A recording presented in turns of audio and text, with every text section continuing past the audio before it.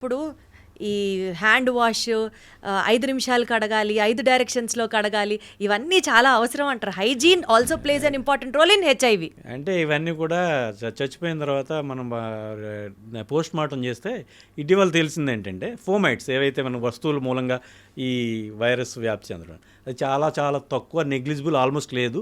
మనం చేసినటువంటి ఈ హ్యాండ్ శానిటైజేషన్లో లేకపోతే ఈ ఫోమింగో ఇవన్నీ కూడా పెద్ద ట్రాష్ అని చెప్పేసి తేల్చారు. Very sorry to say.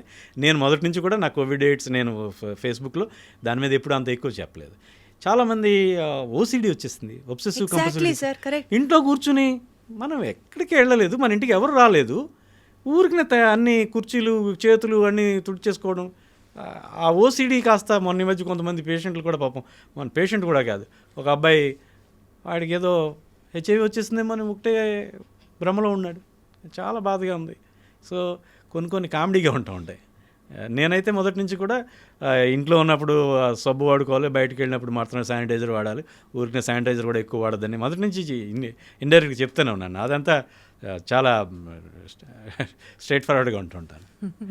But definitely అది అవసరం కాదు సార్. అట్లీస్ట్ ఇప్పటి నుంచి అయినా జనాలు అంతా పిచ్చిగా కనెక్ట్ అయిపోకుండా ఇది వాస్తవం, ఇది కాదు, you have to be this much realistic అని తెలుసుకోవడం కూడా చాలా అవసరం కదా సార్. బేసికల్గా ఇప్పుడు వైఫ్ అండ్ హస్బెండ్కి ఎయిడ్స్ ఉందని అనుకుందాం సార్, వాళ్ళకి పుట్టే పిల్లలకి ఖచ్చితంగా ఎయిడ్స్ వస్తుందా? లేదండి, ఏ ట్రీట్మెంటు లేకుండా ఉన్న పరిస్థితుల్లో 100కి ఒక 20 మంది 30 మంది పిల్లలకి వస్తుంది. చక్కటి ట్రీట్మెంట్ తీసుకుంటూ ఆ స్త్రీకి వైరల్ లోడ్ బాగా అన్డిటెక్టబుల్ లెవెల్కి అది వెళ్ళిపోయే పూర్తి చక్కటి ట్రీట్మెంట్ తీసుకుంటూ ఉంటే ఒక 1 or 2% పిల్లలకి మాత్రమే వస్తుంది. ఇది ఆ మహిళ అన్ని రకాలుగాను ఆరోగ్యంగా మెయింటైన్ చేసుకుంటే. సో లెస్ దెన్ 10%, 10% కంటే తక్కువ. సిజేరియన్ ఆపరేషన్ చేస్తే 1 or 2% అనేవారు. ఇప్పుడైతే సిజేరియన్ ఆపరేషన్ ఓన్లీ హెచ్ఐవి అనేటువంటి సిజేరియన్ ఆపరేషన్కి ఇండికేషన్ కాదు, నార్మల్ డెలివరీ కూడా అలౌ చేయొచ్చు అని చెప్తున్నారు. Oh yes. అంటే సార్ ఇప్పుడు HIV virus is not genetically transmittable, that's what you mean to say? Yes, genetical transmit అంటే చాలామందికి ఏంటంటే రక్తం పంచి ఇచ్చానని ఇట్లాంటి మనం కొంచెం మెలోడ్రామా మాటలు వింటూ ఉంటాం. ఏ తల్లి ఏ తండ్రి బిడ్డకి రక్తం పంచేవారు. బిడ్డ కడుపులో ఉన్నప్పుడు పిండం 3వ వారం నుంచి 4వ వారం నుంచి లివర్లో బ్లడ్ తయారు చేసుకుంటుంది. తల్లి నుంచి ప్లసెంటా మావి నుంచి కేవలం అవసరమైనటువంటి ఎమినో యాసిడ్స్, ఫ్యాటీ యాసిడ్స్, లేకపోతే ఈ కార్బోహైడ్రేట్స్, ఇతర జింకో లేకపోతే ఐరన్ ఇవన్నీ వెళ్తాయి తప్ప రక్త కణాలు అనేటువంటి డైరెక్ట్గా వెళ్ళాం. బిడ్డ పిండం తన రక్తం తనే తయారు చేసుకుంటుంది. సో బిడ్డకి అందువల్లే తల్లి తండ్రి ఇద్దరు పాజిటివ్ అయినప్పుడు కూడా బిడ్డకి హెచ్ఐవి వచ్చేటువంటి అవకాశాలు చాలా తక్కువగా ఉంటాయి. అది డెలివరీ అప్పుడో లేకపోతే బ్లడ్కి ఎక్స్పోజ్ అవ్వడం, తల్లి బ్లడ్కి ఎక్స్పోజ్ అవ్వడం అనేటిది. డెలివరీ అనే దట్ ఇట్ సెల్ఫ్ అదొక రక్తపాతమైన విషయం కదా. డెలివరీ అనేటువంటిది బిడ్డ అది సాయిల్ అవుతుంది కదా బిడ్డ రక్తం, తల్లి రక్తంతో.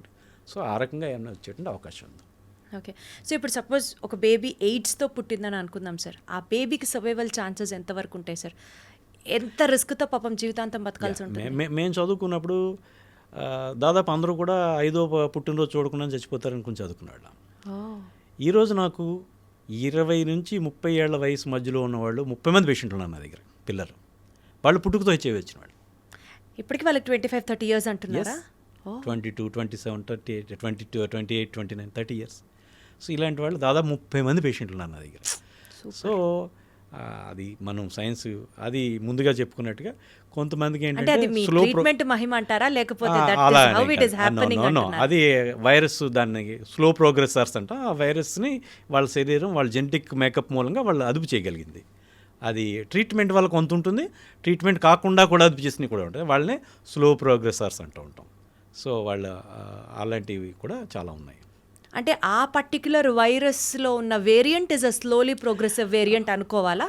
అలా అని కూడా అనుకోవచ్చు. అట్లానే ఈ పేషెంట్ యొక్క జెనెటిక్ మేకప్ వల్ల కూడా ఈ రెండు కలిపి అనేక ఫ్యాక్టర్స్ కలిపి ఒక సమ్ అవుతుంది. Okay, got it sir. So ఇప్పుడు ఒక HIV patient sir, say for example mid-30sలోనో లేకపోతే 20sలోనో హెచ్ఐవి డిటెక్ట్ అయింది అని అనుకుందాం. తన లైఫ్ స్టైల్ మోడిఫికేషన్స్ ఎలా చేసుకుంటే he could be very normal unlike the healthy person? ఇప్పుడు ప్రధానంగా హెచ్ఐవి మందులు నిరంతరం వాడాలి. బీపీ షుగర్ లాగా రోజు వేసుకోవాలి. ట్రీట్మెంట్ సక్సెస్కి ప్రధానమైన కారణం నిరంతరాయంగా మందులు వాడడం. సో దాన్ని అడ్హెరెన్స్ అంటాం మేము. ట్రీట్మెంట్ షెడ్యూల్కి పూర్తిగా కట్టుబడి చక్కగా మందులు వాడడం అనేటువంటిది ప్రధానమైన విషయం. దీని మూలంగా ఏంటంటే వైరస్ వాడుతున్న మందుల్ని తట్టుకునేటట్టు తయారవడానికి చాలా టైం పడుతుంది, మ్యూటేషన్స్ రావడానికి. ఎప్పుడైతే పూర్తి స్థాయిలో మందులు వాడుతూ ఉన్నారో అప్పుడు వైరస్ దానికి పూర్తిగా లొంగి ఉంటుంది. సో ఎప్పుడైతే ఇర్రెగ్యులర్గా వాడుతూ ఉన్నాం అప్పుడు తక్కువ మందులు అందుబాటులో ఉంటే లేదా లో కాన్సన్ట్రేషన్ ఉంటే దాన్ని తట్టుకునేటట్టుగా ఒక్క చోట మ్యూటేషన్ వస్తుంది, మిగతా కూడా అలా కొంచెం కొంచెం అట్లా వస్తాయి. సో నిరంతరం మందులు వాడడం ఒకటి. రెండోటువంటిది ఆరోగ్యకరమైన జీవనం, ఇదే స్మోకింగ్ ఇట్లాంటివి వాటికి దూరంగా ఉండడం, ఒక సంతులనమైనటువంటి ఒక ప్రోటీన్ రిచ్ డైట్ అట్లా అన్ని ఆహారాలు కలిసి ఉన్న డైట్ తీసుకోవడం ఒకటి. రెండు, ఇన్ఫెక్షన్స్కి దూరంగా ఉండటం. ఇన్ఫెక్షన్స్ అనేటువంటివి ఎప్పుడైతే ఒక ఇన్ఫెక్షన్, ఒక జలుబు వచ్చింది, లేకపోతే ఏదో ఫుడ్ పాయిజన్ అయ్యి ఒక విరేచనలు, ఎప్పుడు ఏది జరిగినప్పుడు కూడా అది ఒక అసాల్ట్. ఇవన్నీ కూడా క్యుములేటివ్గా ఒకదాని మీద ఒకదాని కలుస్తూ ఉంటాయి అన్నమాట. సో వీలైనంతవరకు సపోజ్ ఇంట్లో వాళ్ళకి జలుబు వచ్చింది, ఆ రోజుకి పక్క గదిలో 4 గదిలో 3 రోజులు వాళ్ళని అవాయిడ్ చేయడం, దూరంగా ఉండడం, మాస్క్ కట్టుకోవడం. అట్లానే ఈ టీబీ జబ్బులు ఇలాంటి వాటికి దూరంగా ఉండడం. ఫుడ్ అది కూడా వీలైనంత వరకు ఇంట్లో చేసుకున్నదో లేదా పరిశుభ్రమైనటువంటి వాతావరణంలో చేస్తున్న వాటిని మాత్రమే తినడం. వీటి మూలంగా వీళ్ళ ఆరోగ్యం మెయింటైన్ చేస్తుంటే ఏవైతే ఇన్ఫెక్షన్కి అసాల్ట్స్ చాలా తక్కువగా ఉండడం వల్ల ఈ లాంజివిటీ బాగుంటుంది. వీటితో పాటు ప్రధానమైనటువంటిది ఈ సైకలాజికల్ ఇష్యూస్ కూడా. ఈ టాక్సిక్ ఎన్విరాన్మెంట్లో కాకుండా ఒక హృదయమైనటువంటి ఒక ఆత్మీయమైనటువంటి సంబంధాలు బంధువుల మధ్యలో, స్నేహితుల మధ్యలో, కుటుంబంలో ఉండటం మూలంగా వాళ్ళు చక్కటమైన ఆరోగ్యకరమైనటువంటి మానసికమైనటువంటి స్పందనలతో ఆరోగ్యం మెయింటైన్ చేయొచ్చు. ఇట్లా సంతులమైన ఆహారం, సొసైటీ రెస్పాన్సిబిలిటీ సార్, వాళ్ళని చక్కగా చూసుకొని వాళ్ళని కలుపుకునేటట్టుగా ప్రవర్తించడం కూడా.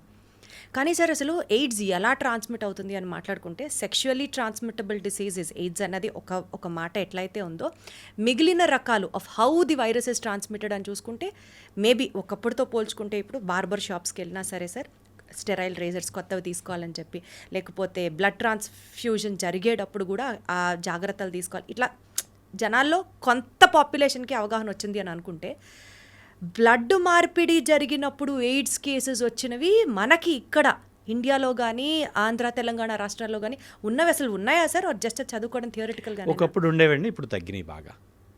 అవి నాకో వాళ్ళు ఫ్రీగా ఇస్తారు కిట్స్, అవి కూడా ఎవరు కొనుక్కోకర్లేదు. ఒక బ్లడ్ బ్యాంక్ మెయింటైన్ చేసేవాళ్ళు, వాళ్ళకి సంబంధించి హెచ్ఐవి టెస్టులు, హెపటైటిస్ బి టెస్టు, హెపటైటిస్ సిఓ, లేకపోతే వీడిఆర్ఎల్ టెస్టులు, ఈ టెస్ట్ కిట్లన్నీ కూడా నేషనల్ ఎయిడ్స్ కంట్రోల్ ఆర్గనైజేషన్ వాళ్ళు ఫ్రీగా ఇస్తారు బ్లడ్ బ్యాంకులకి. సో వాళ్ళు కొనుక్కోకలేదు. ఇప్పుడు అసలు బ్లడ్ ట్రాన్స్ఫ్యూజన్ దగ్గరే ఇవన్నీ చేసి కదా సార్ వాళ్ళు బ్లడ్ హెల్దీ బ్లడ్ అయితేనే కదా సార్ వాళ్ళు స్టోర్ చేస్తారు. అక్కడి నుంచి మళ్ళీ ఎయిడ్స్ ఎలా వస్తుంది అంటే వచ్చే ఛాన్సెస్ ఎట్లా ఉన్నాయి? ఇప్పుడు రావడం లేదండి, దాదాపు శూన్యం. ఇప్పుడు ఒకప్పుడైనా సరే ఎలా జరిగినాయి అలాగా? ఒకప్పుడు కొంతమంది అనాథరైజ్డ్గా బ్లడ్ బ్యాంకులు మెయింటైన్ చేసేవారండి. కొంతమంది హడావుడిలో ఇచ్చేస్తూ ఉండేవారు, బ్లడ్ టెస్ట్లు సరిగ్గా చేయకుండా అట్లా వెళ్ళిపోతూ ఉండేవి. భారతదేశంలో మన కంట్రీలో ఒకప్పుడు ఎయిడ్స్ ఎంత ప్రివిలెన్స్ ఉంది, ఈ వరల్డ్ రోజున ఎంత ప్రివిలెన్స్ ఉంది సార్? ఏం చెప్తారు మీరు? ఎందుకంటే మీరు అంత రీసెర్చ్ చేశారు, you have seen the past, you are in the present also.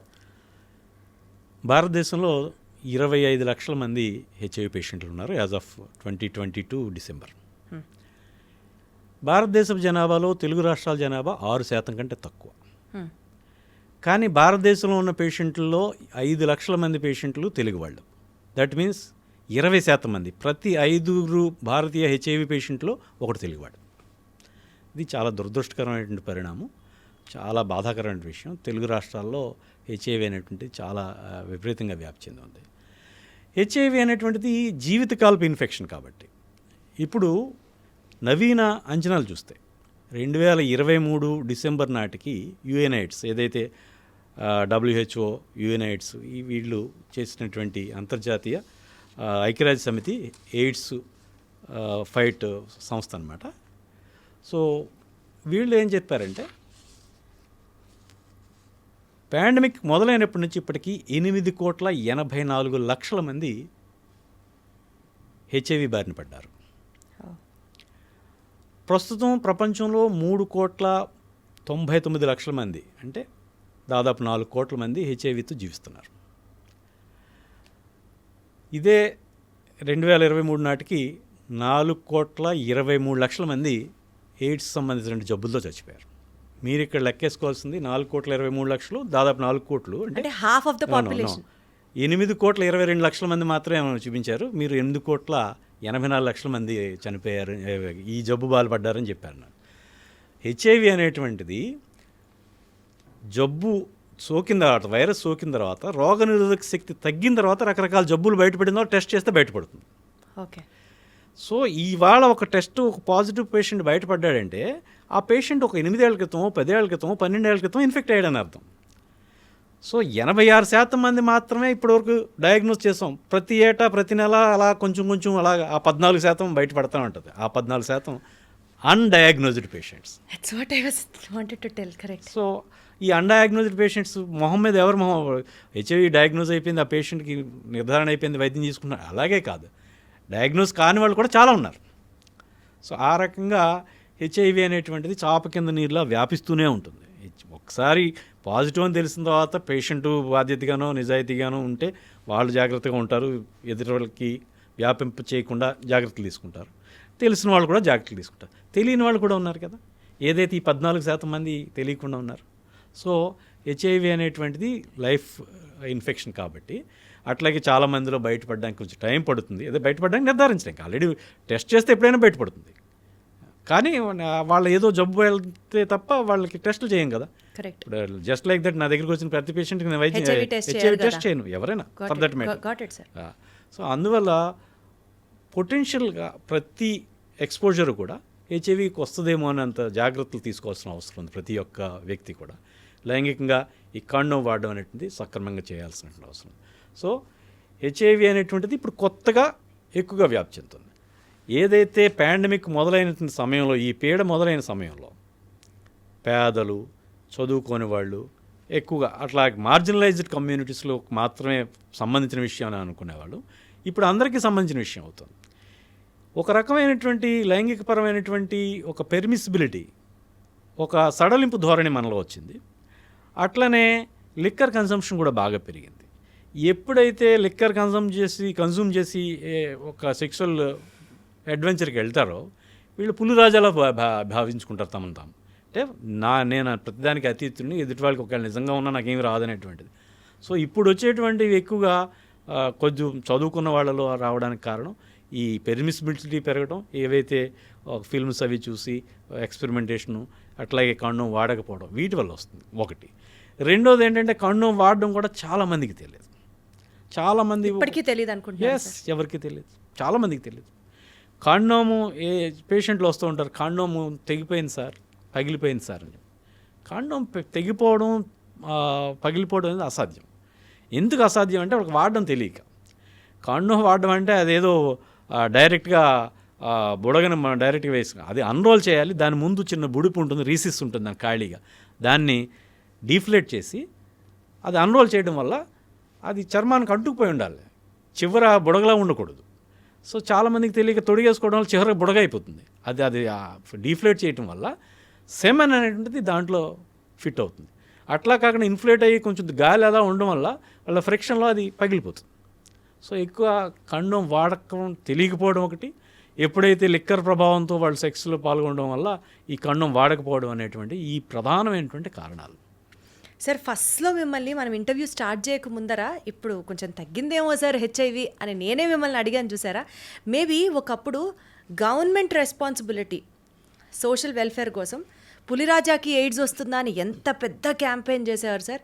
అట్లా చేసి చేసి చేసి అది నోట్లో జనాల్లో ఎలా నానిపోయిందంటే అందరూ started being very much careful about AIDS AIDS AIDS AIDS అని. ఇప్పుడు చాలా కామన్ అయిపోయింది అని అంటే మేబీ ఎవరు దాని గురించి మాట్లాడుకోవట్లేదు అండ్ అందుకని తగ్గిపోయిందేమో అన్న భావనలో ఉన్నామేమో కాదా. దాదాపు 10 ఏళ్ల క్రితం నుంచి హెచ్ఐవి ఎయిడ్స్ అనేటువంటిది యాక్చువల్లీ 96లోనే 3 డ్రగ్ కాంబినేషన్ మొదలెట్టిన తర్వాత ప్రాణాంతక వ్యాధి కాదు, దీన్ని ఒక క్రానిక్ మేనేజబుల్ కండిషన్గా వాళ్ళు వర్గీకరించారు. ఒక 10 ఏళ్ళు అయ్యేటప్పటికి 2005, 2006 ఆ టైం వచ్చేటప్పటికి హెచ్ఐవికి సంబంధించి మందులు ప్రపంచవ్యాప్తంగా కూడా అందుబాటులో వచ్చినాయి. అంతర్జాతీయ వితరణ సంస్థల నుంచి bill gates foundation, Melinda foundation, ఇట్లాగా క్లింటన్ ఫౌండేషన్, వీళ్ళ నుంచి అలాగే ఇట్లాగా యుఎన్ ఎయిడ్స్, ఇలాంటి అంతర్జాతీయ సంస్థలన్నీ కూడా పెద్ద ఎత్తున హెచ్ఐవి మందులు అందుబాటులోకి తీసుకొచ్చినాయి. ఇప్పుడు ప్రతి గవర్నమెంట్ మెడికల్ కాలేజీ హాస్పిటల్లోనూ చాలా పెద్ద పెద్ద హాస్పిటల్లో కూడా జిల్లా ఆసుపత్రుల్లో కూడా హెచ్ఐవి పేషెంట్కి యాంటీ రిట్రోవైరల్ ట్రీట్మెంట్ అనేటిది ఉచితంగా ఇస్తున్నారు. ఎప్పుడైతే ఈ ఉచితంగా మందులు ఇవ్వడం మొదలెట్టారో అప్పుడు గతంలో ఉన్నంత భేతావహమైనటువంటి పరిస్థితుల్లో కలుగులే కంకాళాల్లో ఉన్నటువంటి పేషెంట్లు, లేకపోతే బాగా బక్క చిక్కిపోయి కళ్ళల్లో ప్రాణం ఉండి చర్మం మీద రకరకాల చర్మ వ్యాధాలు, నోట్లో పుళ్ళు, ఇలాంటి పరిస్థితి ఇప్పుడు లేదు. సో అదొకటి, హెచ్ఐవి మందులు అందుబాటులో ఉండడం ఒకటి. వీటి వల్ల అలాగే ఈ అంతర్జాతీయ వితరణ సంస్థల నుంచి వచ్చేటువంటి ఈ ఫండింగ్ తోటి పెద్ద ఎత్తున మీరు చెప్పిన ఈ ఫ్యామిలీ హెల్త్ ఇంటర్నేషనల్ అలాంటి వాటి సంస్థలు చేసేటువంటి ఈ పులిరాజకి ఎయిడ్స్ వస్తున్నారా, లేకపోతే మరొకటి ఎయిడ్స్ ఉంది, పొంచి ఉంది, జాగ్రత్త, ఇలాంటి ప్రచారం తగ్గిపోయింది.